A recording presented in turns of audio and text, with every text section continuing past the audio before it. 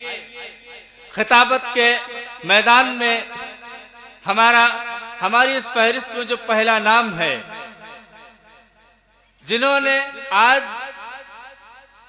शुरुआत की है इनाम की, हजरत मौलाना शम्सुल हसन साहब कासिमी दामत बरकातुहुल आलिया, जो हमारे दरमियान दिल्ली से तशरीफ लाए हैं। उनसे बहुत ही अदब व एहतराम से गुजारिश है कि हजरत वाला तशरीफ लाएं और अपने मवाइज़ हसना से हम तमाम सामईन को मुस्तफ़ीद। अल्हम्दुलिल्लाह नहमदुहु व नस्तईनुहु व नस्तगफिरुहु व नुमिनु बिही व नतवक्कलु अलैहि व नऊज़ु बिल्लाहि मिन शुरूरि अनफुसिना व मिन सय्यिआति अअमालिना। मन यहदिहिल्लाहु फला मुदिल्ल लहु व मन युद्लिल्हु फला हादिय लहु। वनशहदु अल्ला इलाहा इल्लल्लाह वहदहु ला शरीका लह वनशहदु अन्न मुहम्मदन अब्दुहु व रसूलुहु सल्लल्लाहु तआला अलैहि व अला आलिहि व अस्हाबिहि व अज़वाजिहि व ज़ुर्रिय्यतिहि व अहली बैतिहि वसल्लम तस्लीमन कसीरन कसीरा व दाइयन इलल्लाहि बिइज़्निहि व सिराजम मुनीरा। अम्मा बाद फ़अऊज़ु बिल्लाहि मिनश शैतानिर रजीम। बिस्मिल्लाहिर रहमानिर रहीम। मा आताकुमुर रसूलु फ़ख़ुज़ूहु वमा नहाकुम अन्हु फंतहू। वक़ाल अन्नबिय्यु सल्लल्लाहु तआला अलैहि वसल्लम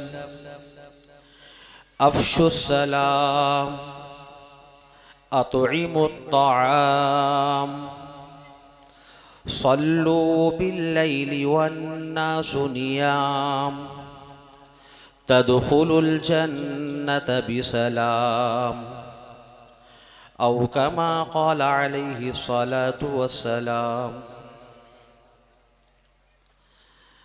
गरामी क़दर उलमाए किराम, मशाइख़े इज़ाम, बुज़ुर्गों, दोस्तों, दीनी और मिल्ली भाइयों, पर्दा नशी ख़वातीन मिल्लत,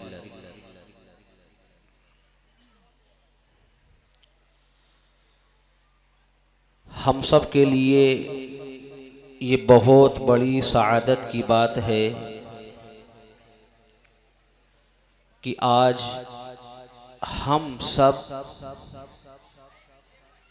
ऐसी मजलिस में और ऐसी महफिल में जमा हुए हैं जिसकी निस्बत अल्लाह और उसके नबी की जानिब है।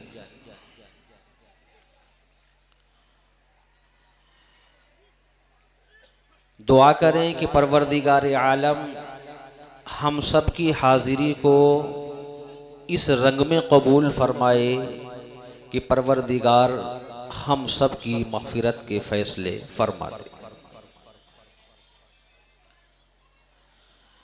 कुरान करीम की एक आयत करीमा और प्यारे नबी सल्लल्लाहु अलैहि वसल्लम की एक प्यारी सी हदीस आपके सामने पढ़ी गई।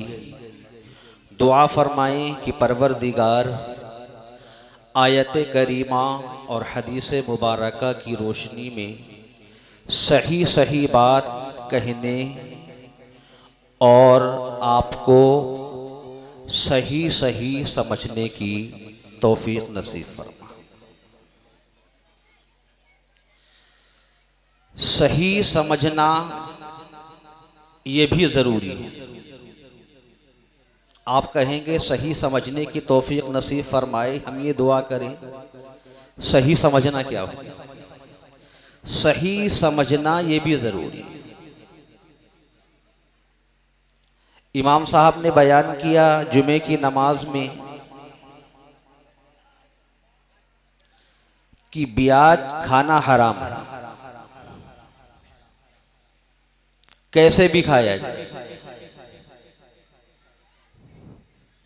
किसी भी शक्ल में खाया जाए। बयान सुनने के बाद एक साहब घर पर आए, अपनी बीवी से कह दिया कि भाई सुन लो, आज के बाद खाने में प्याज न पड़ जाए, कुछ भी हो जाए। बीवी ने कहा कि बगैर प्याज के खाना कहां बनेगा, कि कुछ भी हो भूखे रहने, लेकिन खाने में प्याज न पड़ जाए। शाम में बीवी ने जब खाना बनाया, प्याज डाला, तो बीवी की पिटाई कर दी। घर में रिश्तेदार इकट्ठे हो गए, बुलाया गया, भाई तुमने क्यों मारा? कि जब हमने कहा कि खाने में प्याज ना पड़े तो इसने क्यों डाला। भाई क्यों ना पड़े? कहा कि आज ही हम बयान सुन करके आए। इमाम साहब ने कहा कि प्याज खाना हराम है। अब लोग इमाम साहब के पास पहुंचे। इमाम साहब ने कहा कि ऐसी कोई बात नहीं, हमने मसला जो बयान किया है वो ब्याज का मसला बयान किया, इसलिए सही समझना ये भी जरूरी है। तो एक आयत करीमा पढ़ी है और एक हदीस मुबारका पढ़ी है। असल बात से पहले दो बातें आप जहन में रखें।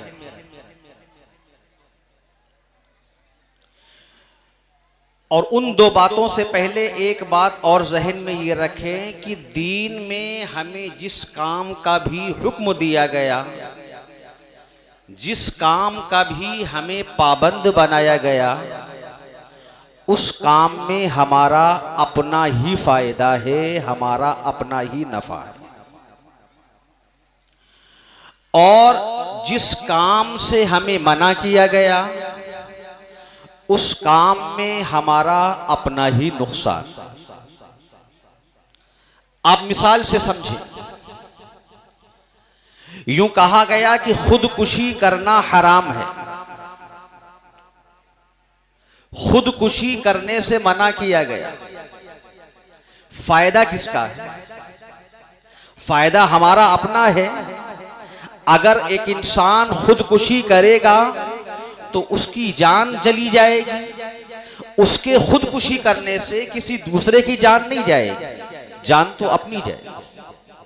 तो जिस काम से मना किया गया उसमें हमारा अपना फायदा, और जिस काम के करने का हमें हुक्म दिया गया उसमें भी हमारा अपना ही नफा है, हमारा अपना ही फायदा है। अगर हमसे यूं कहा गया कि 5 वक्त नमाज अदा करो तो इसमें हमारा अपना ही फायदा है। अगर हमसे ये कहा गया कि रमजान के रोजे रखो तो इसमें हमारा अपना ही फायदा है। अगर नेक काम करने का हमें पाबंद बनाया गया तो इसमें हमारा अपना ही फायदा है। अगर सारी दुनिया सजदे में गिर जाए, अल्लाह की इताअत और फर्मा बरदारी में लग जाए तो उसकी शान में जर्रा बराबर बढ़ोतरी नहीं होगी। और अगर पूरी दुनिया रब की नाफरमानी पर उतर आए तो उसकी शान में जर्रा बराबर कमी नहीं। भाई बात समझ में आई? कोई भी काम, जिस काम का भी हमें हुक्म दिया गया उसमें हमारा अपना ही फायदा। आप मिसाल से बात समझें। नबी पाक अलैहिस्सलातु वस्सलाम का इरशाद है और सही हदीसों के अंदर आता है कि अल्लाह के नबी अलैहिस्सलातु वस्सलाम ने इरशाद फरमाया, जब मुअज्जिन अजान कहे और सुनने वाला उन अजान के कलिमात को दोहराए। आप बात तवज्जो से सुने, इंशाअल्लाह कुछ लेकर के जाए। ज्यादा देर आपके दरमियान नहीं रहेंगे, बस 40 से 45 मिनट। जब मुअज्जिन अजान कहे तो सुनने वाला उन अजान के कलिमात का जवाब दे। मुअज्जिन कहे अल्लाहु अकबर अल्लाहु अकबर, सुनने वाला यूं कहे अल्लाहु अकबर अल्लाहु अकबर। मुअज्जिन ने कहा अशहदु अल्ला इलाहा इल्लल्लाह, सुनने वाला कहेगा अशहदु अल्ला इलाहा इल्लल्लाह। इसीलिए अजान के जो आदाब हैं, अजान के आदाब में से एक अदब ये भी लिखा हुआ है कि अजान कहने वाला जब अजान कहे तो एक कलमा एक जुमला कहने के बाद इतनी देर रुक जाए जितनी देर सुनने वाला उसका जवाब दे। ये अदब है। मुअज्जिन ने कहा हय्या अलस सलाह, सुनने वाला कहेगा ला हौला वला कुव्वता इल्ला बिल्लाह। हय्या अलल फलाह, सुनने वाला कहेगा ला हौला वला कुव्वता इल्ला बिल्लाह। नबी फरमाते हैं कि जो मुअज्जिन ने कहा, मुअज्जिन के कलिमात को अगर सुनने वाले ने लौटा दिया, दोहरा दिया, यानी अजान का जवाब दिया, और अजान का जवाब देने के बाद जब अजान मुकम्मल हो जाए तो हमारे लिए उस मकाम की दुआ करे जिसको मकामे महमूद कहा जाता है, जिसको मकामे वसीला कहा जाता है, जिसको मकामे महमूद कहा जाता है, जिसके बारे में मेरे आका फरमाते हैं कि अल्लाह ने जन्नत में एक ऐसा मकाम तैयार कर रखा है, रब्बुल आलमीन वो मकाम अपने किसी एक खास मुकर्रब बंदे को अता करेगा, और मुझे यकीन है कि वो मकाम अल्लाह मुझे अता करेगा। ये अल्लाह के नबी फरमाते हैं। तो फरमाया अजान का जवाब दे, और जवाब देने के बाद हमारे लिए उस मकामे महमूद की दुआ करे। मकामे महमूद की दुआ क्या है, मकामे महमूद की दरखास्त क्या है, इसको हम अपने अल्फाज में यूं कह लें कि अजान के बाद की दुआ पढ़े। अल्लाहुम्मा रब्बा हाज़िहि दावती ताम्मा वस्सलातिल काइमा आती मुहम्मदनिल वसीलता वल फजीला वद्दरजतर रफीआ वबअसहु मकामम महमूदा निल्लज़ी वअदता। और बहुत सारे मकामात पर लिखा है इन्नका ला तुखलिफुल मिआद। आप गौर से सुने, तवज्जो से। नबी ने क्या फरमाया कि अजान का जवाब दे, और अजान का जवाब देने के बाद जब अजान मुकम्मल हो जाए तो अल्लाह ने जो मकामे महमूद जन्नत में तैयार कर रखा है, जो अल्लाह अपने किसी खास बंदे को देगा, और मुझे यकीन है वो मुझे देगा। नबी फरमाते हैं अजान का जवाब देने के बाद जब अजान मुकम्मल हो जाए तो हमारे लिए उस मकामे महमूद की दुआ करे। रसूल अकरम सल्लल्लाहु अलैहि वसल्लम फरमाते हैं वजबत लहू शफाअती, ऐसे शख्स के लिए हमारी शफाअत वाजिब हो जाएगी। अब आपसे हम एक सवाल करें,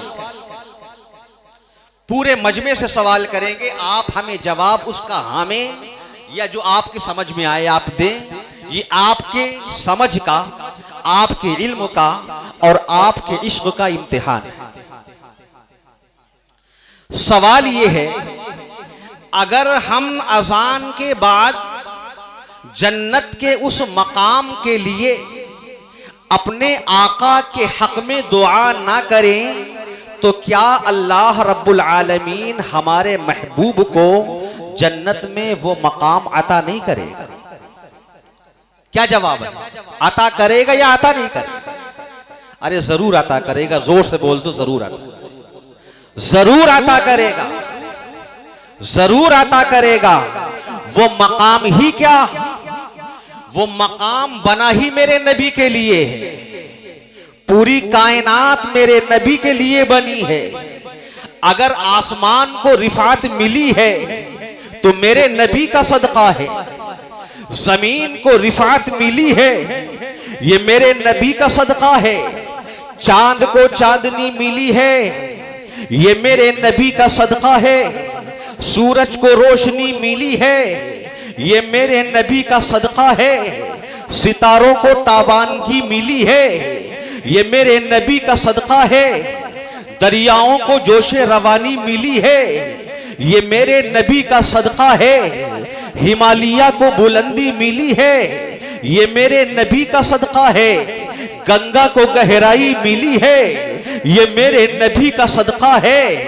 हमें जिंदगी मिली, ये हमारे नबी का सदका है। आपको जिंदगी मिली है, ये हमारे नबी का सदका है।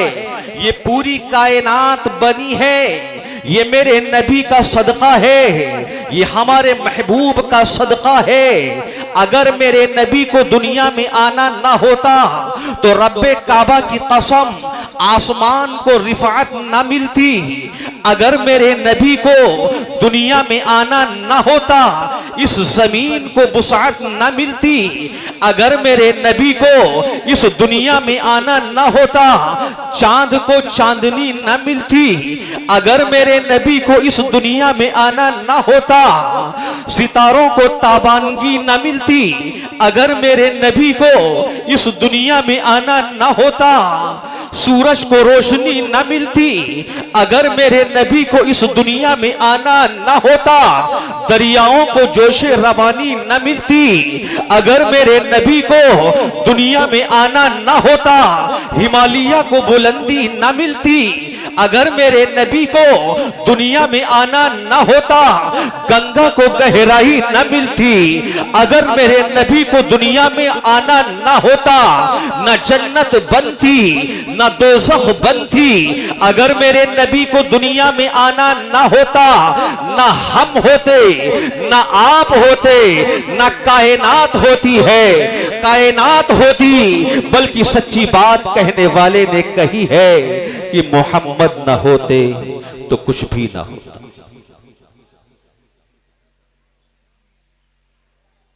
अगर हम दुआ ना भी करें तब भी अल्लाह अपने महबूब को वो मकाम अता फरमाए। लेकिन हमसे कहा गया कि तुम दुआ करो, तुम दुआ पढ़ो। क्यों? तुम्हारा अपना फायदा होगा, तुम्हारा अपना नफा होगा, तुम्हारा अपना फायदा। क्या फायदा होगा? नबी ने फरमा दिया, वजबत लहू शफाअती, तुम्हारे लिए मेरी शफाअत वाजिब हो जाएगी। जब कल कयामत के दिन सारे के सारे लोग परेशान होंगे, सारे के सारे लोग यूं कह रहे होंगे, या रब्बी नफ्सी नफ्सी, या रब्बी नफ्सी नफ्सी, या रब्बी नफ्सी नफ्सी, या रब्बी नफ्सी नफ्सी। आदम भी कह रहे होंगे, या रब्बी नफ्सी नफ्सी। नूह भी कह रहे होंगे, या रब्बी नफ्सी नफ्सी। इब्राहिम भी कह रहे होंगे, या रब्बी नफ्सी नफ्सी। ये हम अपनी बात नहीं कर रहे, ये आपको हदीस पढ़ के सुना रहे, हदीस का मफहूम सुना रहे। सारी दुनिया यूं कह रही होगी, या रब्बी नफ्सी नफ्सी, ऐ मेरे मौला मुझे जहन्नम से बचा दे, ऐ मेरे मौला मुझे जहन्नम से आजाद कर दे, ऐ मेरे मौला मुझे जहन्नम में दाखिल करने का फैसला कर दे। एक तरफ जन्नत होगी, एक तरफ दोज़ख होगी। फैसल रब्बे ज़िल जलाल होगा, सूरज बिल्कुल करीब होगा। लोग परेशान होंगे। उसी परेशानी के आलम में दौड़ते हुए सारे के सारे लोग हजरत आदम के पास जाएंगे। ऐ आदम, ऐ आदम, अल्लाह ने आपको अपने हुक्म से बनाया, अपनी कुदरत से बनाया, बगैर माँ के पैदा किया, बगैर बाप के पैदा किया। ऐ आदम, आप सफीउल्लाह हैं, इशफा इला रब्बिक, अपने रब से मेरी शफाअत कर दीजिए। आदम कह देंगे कि लस्तु लहा, मैं इसका अहल नहीं हूं, लेकिन तुम नूह के पास जाओ क्योंकि वो नजीउल्लाह है। जब तूफान नूह आया पूरी दुनिया गर्क हो गई, जो कश्ती में सवार हुए वो बाकी रह गए। तुम नूह के पास जाओ, वो नजीउल्लाह है। उसी परेशानी के आलम में सारे के सारे लोग दौड़ते हुए नूह अलैहिस्सलाम के पास जाएंगे। ऐ नूह, इशफा इला रब्बिक, अपने रब से हमारी शफाअत कर दीजिए। नूह अलैहिस्सलाम भी कहेंगे लस्तु लहा, लस्तु लहा। रब ने अगर हमसे पूछ लिया कि तुमने अपने बेटे के लिए दुआ की थी, तुमने अपने बेटे के लिए मगफिरत की दरखास्त क्यों की थी, तो हम क्या जवाब देंगे। लेकिन हाँ, तुम इब्राहिम के पास जाओ, वो अल्लाह के खलील हैं, वो अल्लाह के दोस्त हैं। उसी परेशानी के आलम में सारे के सारे लोग दौड़ते हुए हजरत इब्राहिम के पास जाएंगे। ऐ इब्राहिम, इशफा इला रब्बिक, ऐ इब्राहिम, अल्लाह से हमारी शफाअत कर दीजिए, अल्लाह से हमारी सिफारिश कर दीजिए। मितौली वालों, अपनी बात नहीं कर रहे, किसी आलिम की बात नहीं कर रहे, ये आपको हदीस का मफहूम सुना रहे हैं। ऐ इब्राहिम, अपने रब से हमारी शफाअत कर दीजिए। इब्राहिम भी कहेंगे लस्तु लहा, लस्तु लहा, मैं इसका अहल नहीं हूं, मैं इसका अहल नहीं हूं। लेकिन तुम इस्माइल के पास जाओ, इस्माइल ज़बीहुल्लाह है। जब हमने उनके गर्दन पर छुरी चलाई थी, छुरी का काम है काटना, छुरी का काम है टुकड़े टुकड़े करना, छुरी का काम है खून बहाना, छुरी का काम है खातिमा करना। लेकिन जब हमने इब्राहिम इस्माइल की गर्दन पर छुरी चलाई तो छुरी न चली। अल्लाह ने आसमान से जन्नत से एक दुम्बा भेजा, उसकी कुर्बानी की गई। जाओ तुम सारे के सारे इस्माइल के पास जाओ, वो ज़बीहुल्लाह है। तमाम के तमाम लोग दौड़ते हुए इसी परेशानी के आलम में हजरत इस्माइल के पास जाएंगे। ऐ इस्माइल, अपने रब से हमारी शफाअत कर दीजिए। इस्माइल भी कह देंगे लस्तु लहा, लस्तु लहा, लस्तु लहा, लस्तु लहा, मैं इसका अहल नहीं हूं, मैं इसका अहल नहीं हूं। लेकिन तुम मूसा के पास जाओ, मूसा कलीमुल्लाह है, अल्लाह से बात करने वाले हैं, अल्लाह से हम कलामी करने वाले हैं। तमाम के तमाम लोग दौड़ते हुए इसी परेशानी के आलम में हजरत मूसा के पास जाएंगे। ऐ मूसा, इशफा इला रब्बिक, ऐ मूसा, अपने रब से हमारी शफाअत कर दीजिए। मूसा भी कह देंगे कि लस्तु लहा, लस्तु लहा, मैं इसका अहल नहीं हूं, मैं इसका अहल नहीं हूं। लेकिन तुम ईसा के पास जाओ, वो रूहुल्लाह है, अल्लाह ने उन्हें बगैर बाप के हजरत मरियम की कोख से पैदा किया, बगैर बाप के हजरत मरियम के पेट से पैदा किया। जब हजरत मरियम पर यहूदियों ने इल्जाम लगाया तो दूध पीते हजरत ईसा को अल्लाह ने बोलने की सलाहियत दी, ताकत दी। ईसा यूं कहे उठे, ओ जालिमो सुनो, मेरी मां पर इल्जाम ना लगाओ, मेरी मां पाक दामन है, मेरी मां अफीफा है, पाक दामन है। इन्नी अब्दुल्लाह, मैं तो अल्लाह का बंदा हूं। तुम सारे के सारे लोग दौड़ते हुए हजरत ईसा के पास जाओ, वो रूहुल्लाह हैं। तमाम के तमाम लोग दौड़ते हुए हजरत ईसा के पास जाएंगे। ऐ ईसा, अपने रब से हमारी शफाअत कर दीजिए। हजरत ईसा भी कहेंगे कि लस्तु लहा, लस्तु लहा, मैं इसका अहल नहीं हूं, मैं इसका अहल नहीं हूं। हाँ, तुम मोहम्मद के पास जाओ, वो रसूलुल्लाह हैं। सारे के सारे लोग दौड़ते हुए हमारे आका के पास जाएंगे, शफीउल मुज़निबीन के पास जाएंगे, रहमतुल लिल आलमीन के पास जाएंगे, राहतुल आशिकीन के पास जाएंगे। या नबी इशफा इला रब्बिक, ऐ महबूब आदम ने धुतकार दिया, ऐ महबूब इब्राहिम ने धुतकार दिया, ऐ महबूब इस्माइल ने उज्र कर दिया, ऐ महबूब ईसा ने उज्र कर दिया, ऐ महबूब मूसा ने उज्र कर दिया। ऐ महबूब बस आपका सहारा है, आपका आसरा है। अगर आज आपने उज्र कर दिया, अगर आज आपने सिफारिश न की तो जहन्नम की आग से कोई बचाने वाला नहीं। अगर आज आपने सिफारिश न की तो जहन्नम का ईंधन बनने से कोई रोकने वाला नहीं। एक तरफ जन्नत है, एक तरफ दोज़ख है।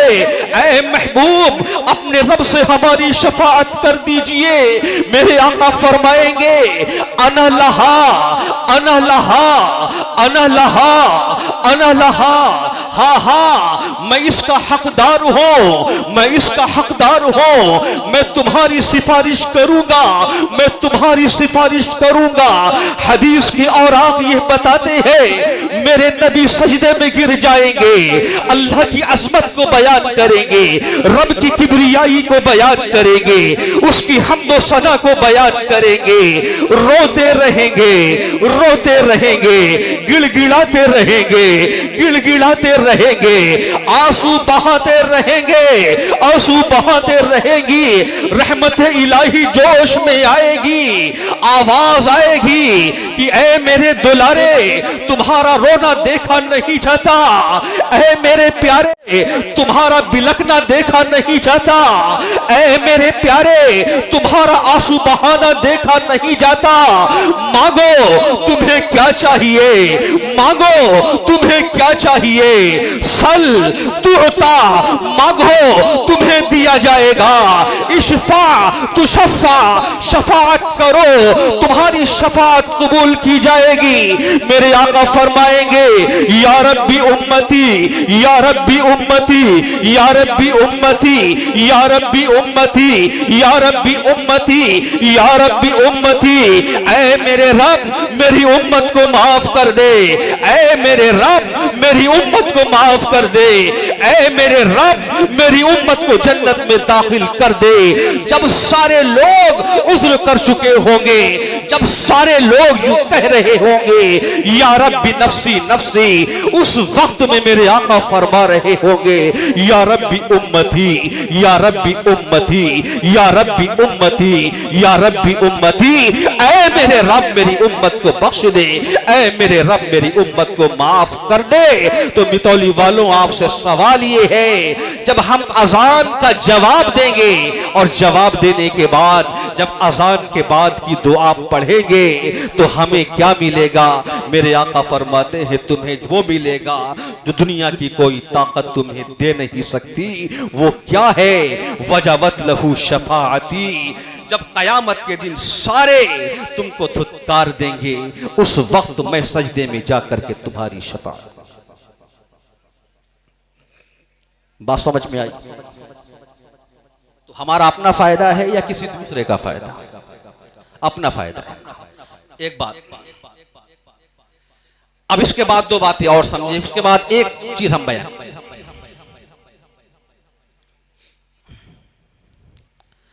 शरीयत में कोई भी काम उस वक्त तक मकबूल नहीं है जब तक कि वो इखलास के साथ ना किया। ईमान तो जरूरी है ही, ईमान के साथ साथ इखलास भी जरूरी है, और इखलास के साथ साथ वो काम रसूलुल्लाह सल्लल्लाहु अलैहि वसल्लम की सुन्नत समझ करके करना भी जरूरी है। एक मिसाल और सुनो, मिसाल से बात समझ में आ जाए।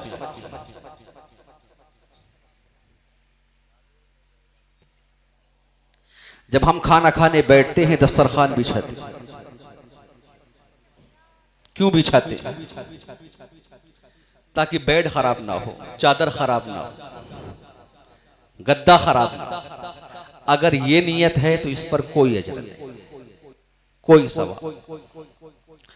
और अगर नियत ये है कि मेरे नबी की सुन्नत है, मेरे नबी की तालीम है, तो सवाब भी है और दुनियावी जो फायदा है, चादर गंदी ना हो, गद्दा खराब ना हो, वो भी हासिल हो जाता। तो खुलासा ये है, अगर कोई काम रसूलुल्लाह की सुन्नत समझ करके किया जाएगा, अल्लाह और उसके नबी के लिए किया जाएगा, तो उसमें दुनियावी फायदा भी होगा और सवाब भी मिलेगा। और अगर कोई काम सिर्फ दुनियावी एतबार से किया जाएगा तो दुनियावी फायदा तो हासिल हो जाएगा, लेकिन सवाब नहीं मिलेगा। जो हमने दस्तरखान की मिसाल आपके सामने पेश की है। अब आप हदीस की जानिब आइए, जो हमने हदीस पढ़ी। मेरे नबी ने फरमाया, ओ मेरे उम्मतियों, तुम 3 काम कर लो, तुम्हारे जन्नत में दाखिले की जमानत और गारंटी मैं लेता हूं। कितने काम? 3 काम।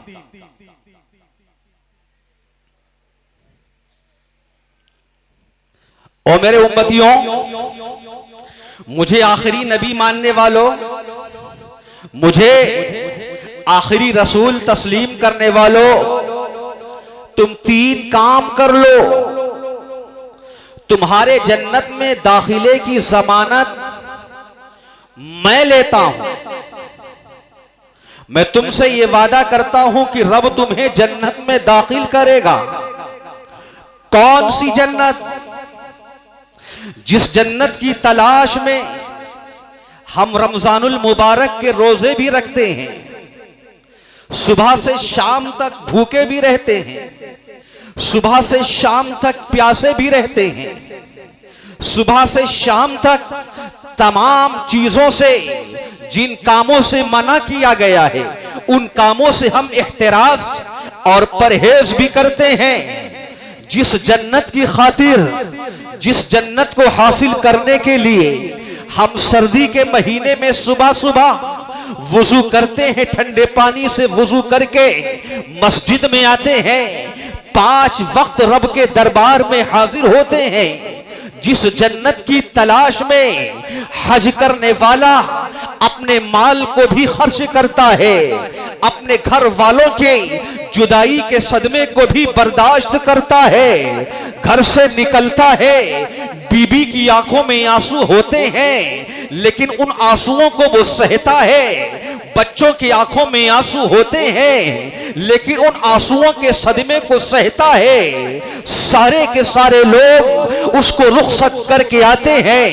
कैसा पहाड़, गम का पहाड़ रख करके वो रुखसत होता है। जो जानता, जो गया है वो जानता है, लखपति है, करोड़पति है, लेकिन जब हज को गया है तो अब सिले हुए कपड़े पहन नहीं सकता, अब सिली हुई चीज इस्तेमाल कर नहीं सकता, अब जूते पहन नहीं सकता, अब खुशबू इस्तेमाल कर नहीं सकता, अब कंघी कर नहीं सकता।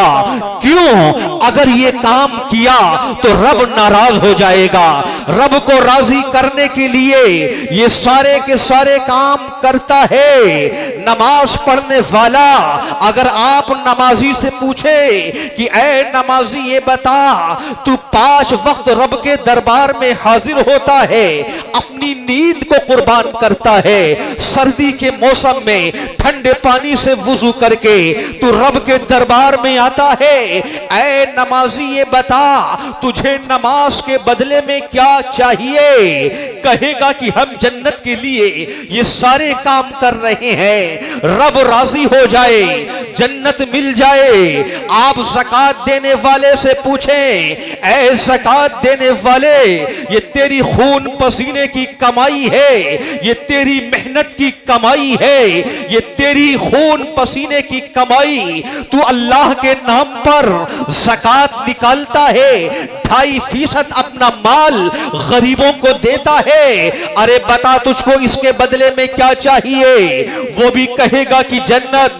आप रोजेदार से पूछें, ऐ रोजेदार ये बता तो सुबह से शाम तक भूखा रहता है, सुबह से शाम तक प्यासा रहता है, तेरे सामने खाने की चीज भी होती है, तू दस्तरखान पर इफ्तार के वक्त बैठा होता है, तेरे सामने फल भी रखे होते हैं, तेरे सामने फ्रूट भी रखे होते हैं, तेरे सामने खाना भी रखा होता है।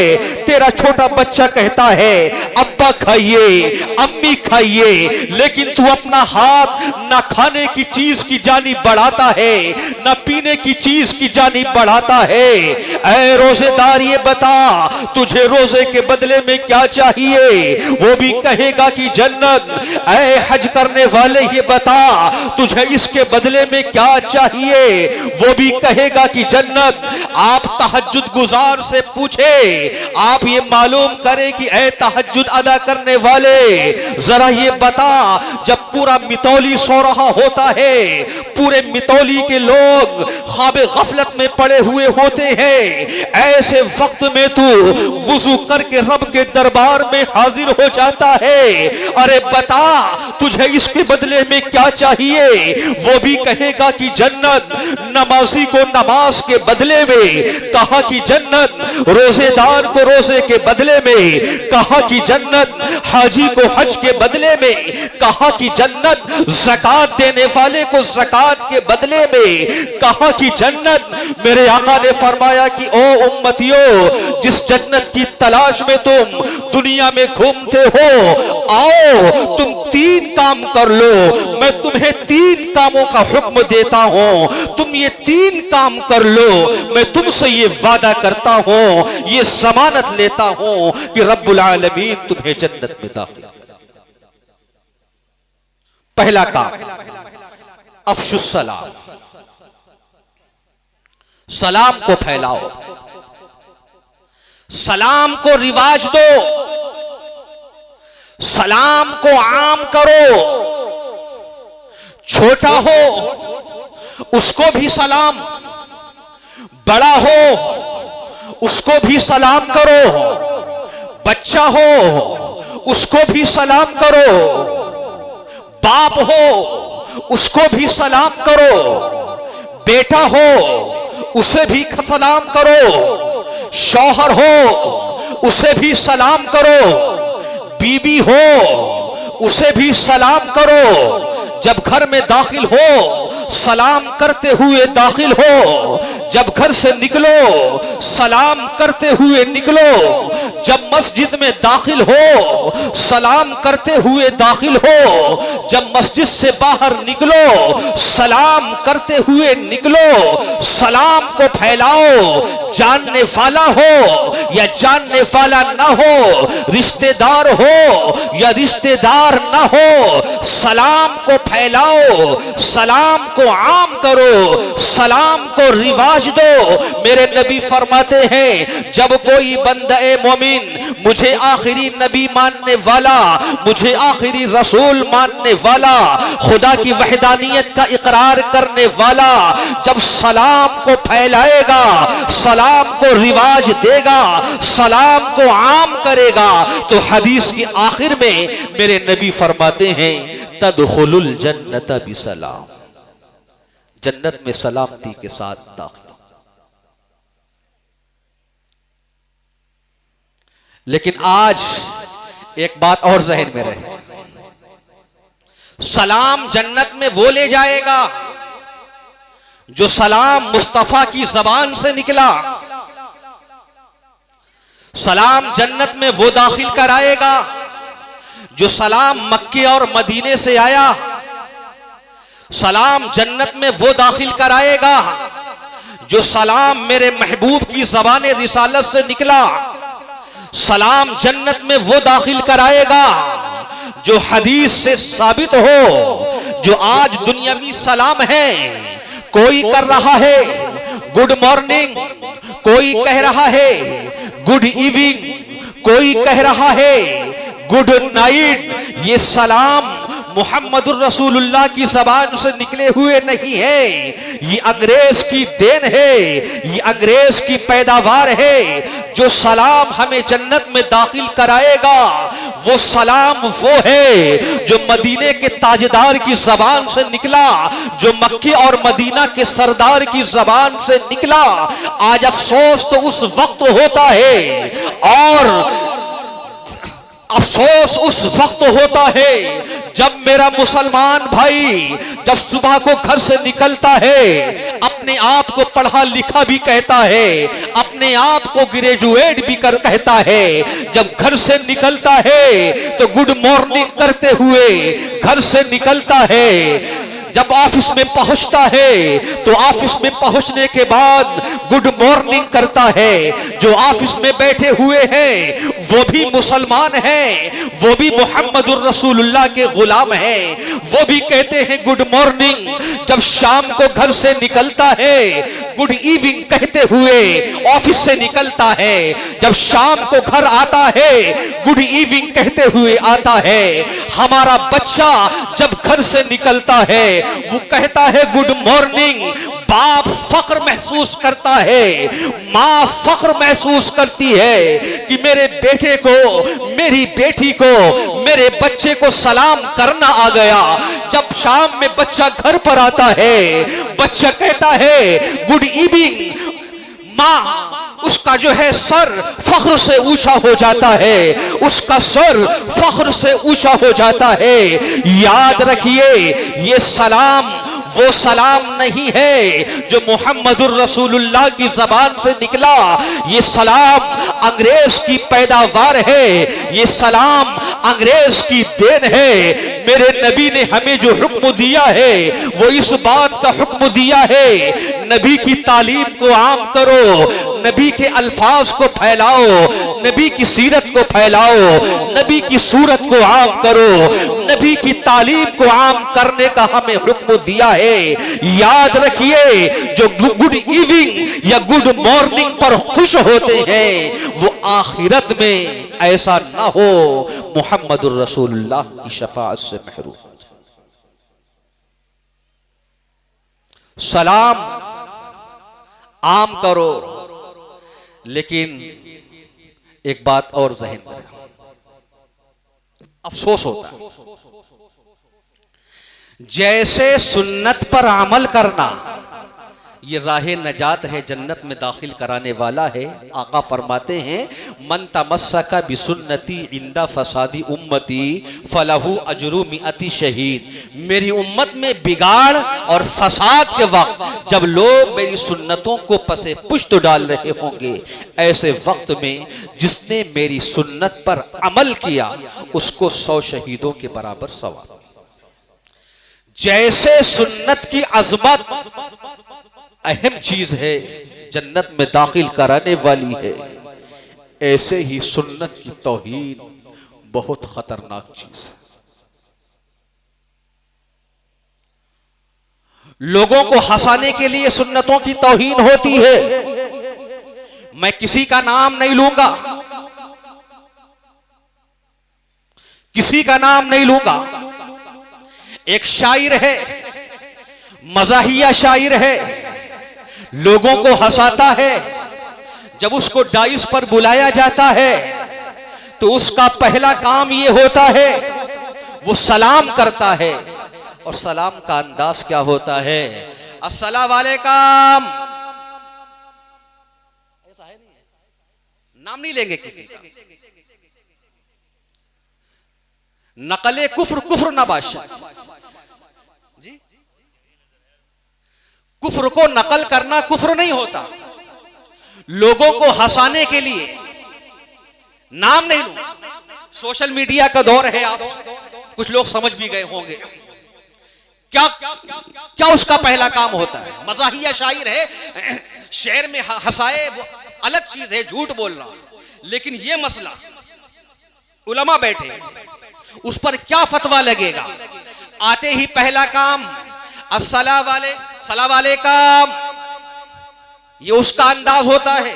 सामने जितना मजमा होता है जवाब नहीं देते हैं, सारे के सारे खड़े होकर के वालेकुम सलाम कहते, हंसते हुए। उसने नबी की तौहीन की, मजमे ने नबी की तौहीन पर खुशी का इजहार कर दिया। सुन्नत पर अमल न करना, हमने सुन्नत पर न अमल न करना अपनी जगह पर, दीन के किसी मसले पर अमल न करना अपनी जगह पर है।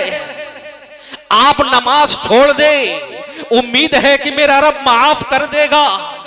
आप रोजा न रखे, रब से आपने माफी मांग ली, मेरा रब माफ करने वाला है। अरे जो रब जानिया, ताइफा, फाहिशा, बदकार औरत को, बदचलन औरत को बस इस वजह से कि उसने एक प्यासे कुत्ते को पानी पिला दिया था, एक बदकार औरत, बुखारी की रिवायत है, सही हदीसों के अंदर मौजूद है। एक आखिरी बात कर रहे हैं, एक बदकार औरत को, एक फाहिशा जानिया औरत को, एक ताइफा औरत को सिर्फ इस वजह से कि उसने प्यासे कुत्ते को पानी पिला दिया था, अगर उसके बारे में दुनिया वालों से पूछा जाए ये औरत कैसी है, तो हम यूं फतवा लगा देंगे, अरे ये तो जहन्नमी औरत है। अगर किसी को जहन्नमी देखना हो, इसको देख लो, ताइफा है, फाहिशा है, जानिया है, बदकार है। लेकिन मेरे रब ने सिर्फ इस वजह से कि उसने एक प्यासे कुत्ते को पानी पिला दिया था, मेरे नबी ने फरमाया जिनकी जबान से निकलने वाला हर जुमला पत्थर की लकीर होता है, मेरे नबी ने फरमाया कि अल्लाह ने उसको जन्नत में दाखिल किया। वो तो माफ कर देगा। लेकिन अगर हमने सुन्नत की तौहीन की, सुन्नत का इस्तेहजा किया, सुन्नत का मजाक उड़ाया, रब माफ नहीं करेगा।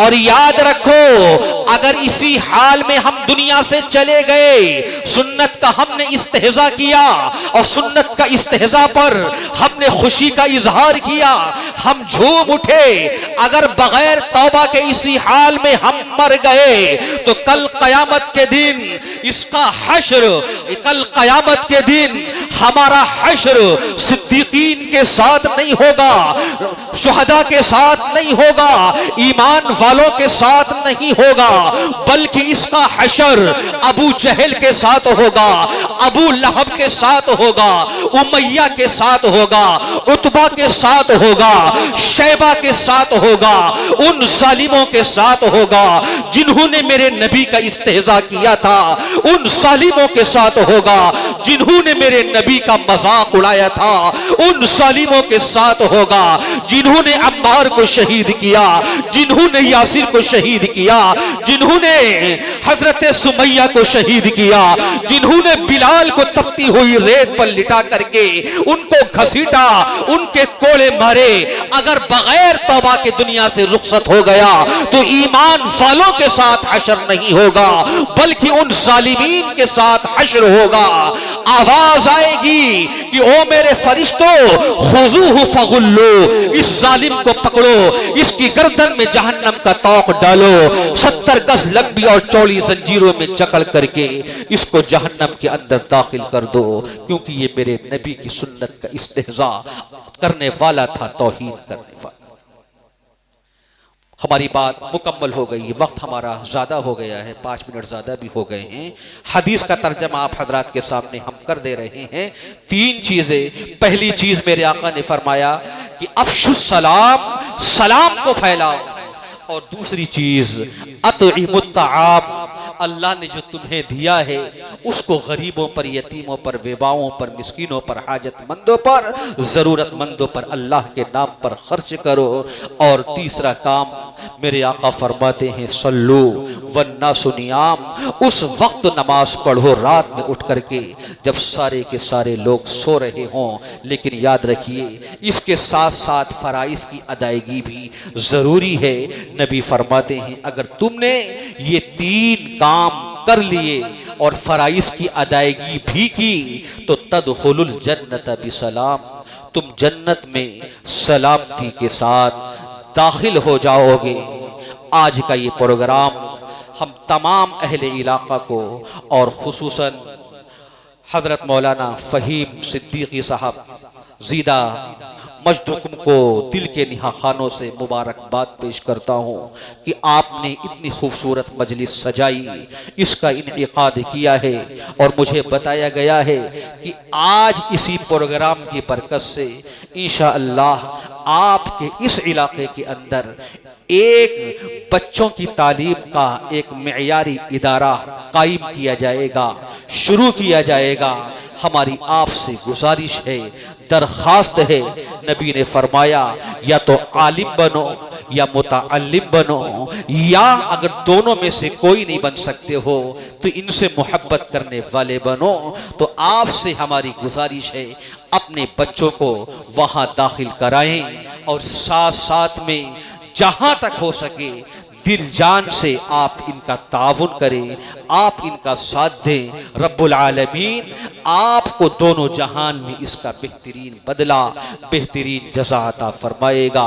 बस इन्हीं चंद बातों पर मैं अपनी बात को ख़त्म कर रहा हूँ। रहा चमन तो गुल खिलेंगे, मिलेगा मौका तो फिर कहेंगे व आखिर दावाना अनिल हम्दुलिल्लाहि रब्बिल आलमीन।